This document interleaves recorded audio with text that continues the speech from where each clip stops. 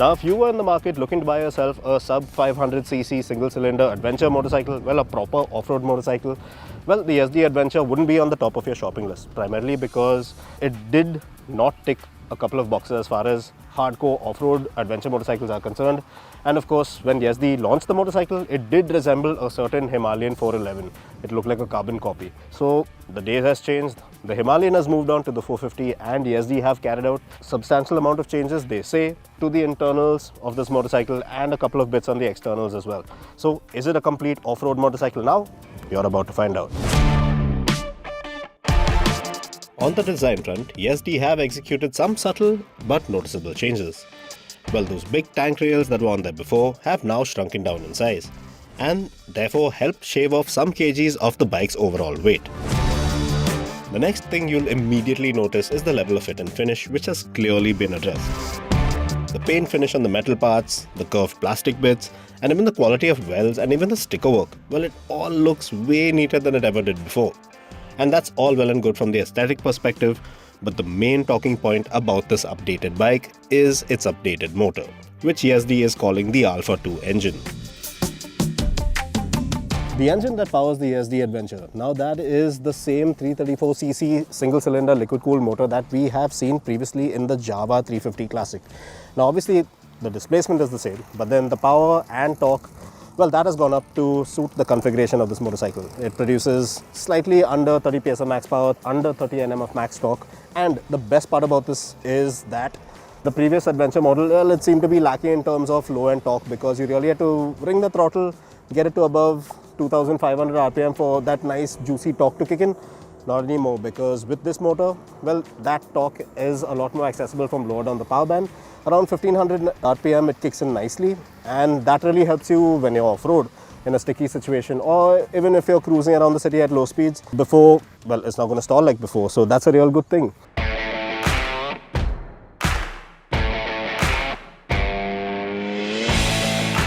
Yes, even the 6-speed gearbox has been tweaked around with to better cater to your adventurous ambitions and provide slicker shifts all throughout.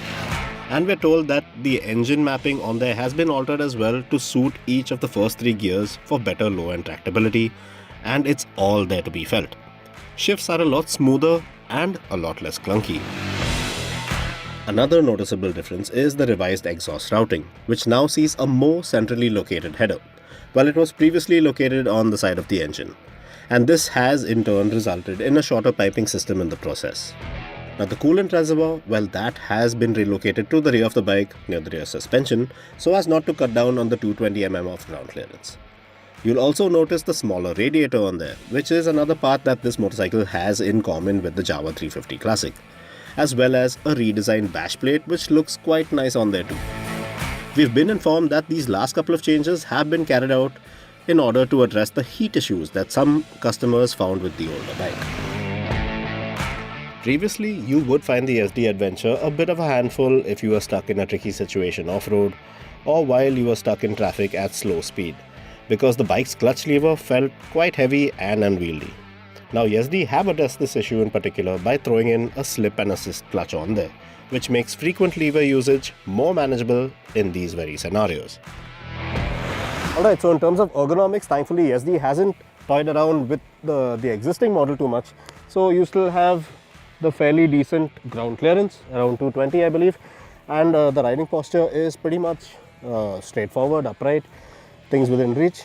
But once you get off-road, the sad thing about this is I find it a little too forward set for my liking, because once you actually stand up on the motorcycle, there's not a lot that you actually get to grip in terms of with your heel. So there's this small panel out here which you can see it has borne the brunt of some off-road riding, and although it's a new motorcycle, well, if this part keeps getting scratched, well, it doesn't really look all that nice, and this is just the first day of riding off-road. So this panel I would have changed, but otherwise ergonomically quite sound. Well, Yezdi also have told us that they have changed the texture of the seat, I mean the comfort level of the seat, which I'm not too sure is a good or a bad thing because I've barely had enough time. Have to get around 4 or 5 hours in the saddle to really see if this seat works. Now, the previous iteration of this motorcycle was known to be a comfortable kilometer cruncher rather than a thoroughbred off-road bike. And Yezdi have made some minor adjustments that have turned things around for the better. And although it's mainly to do with the tractability of the Alpha 2 engine, there's a little more to it than just that. Like, if you happen to drop the bike on one of your adventurous trails, it's not going to be as tough as it was before to get the bike back upright. That's due to the lower center of gravity now with the lighter tank rails. But if I had to pick out one standout odd bit about this adventure motorcycle, I'd have to talk about the midsection of the bike, which doesn't really allow you to get the best grip of this motorcycle while you're standing up and sending it off-road. Lastly, on the topic of features and tech, now you still get Bluetooth connectivity with turn-by-turn navigation, and like before, you also get some conveniently located charging ports. But no ride modes, no traction control, no fancy screen as well.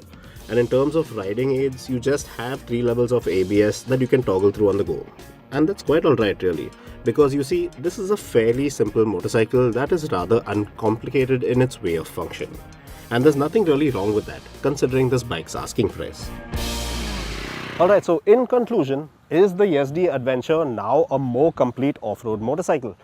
Well, in short, yes, it definitely is, because the company has been listening to all the feedback that it has been receiving from the media, from the customers. It has made a good amount of changes, not only to the aesthetics but to the components and the actual functioning of the motorcycle. The fit and finish has gone up, the levels of fit and finish have improved, the NVH levels are a lot better, the ride quality is pretty decent, the same as it was before pretty much.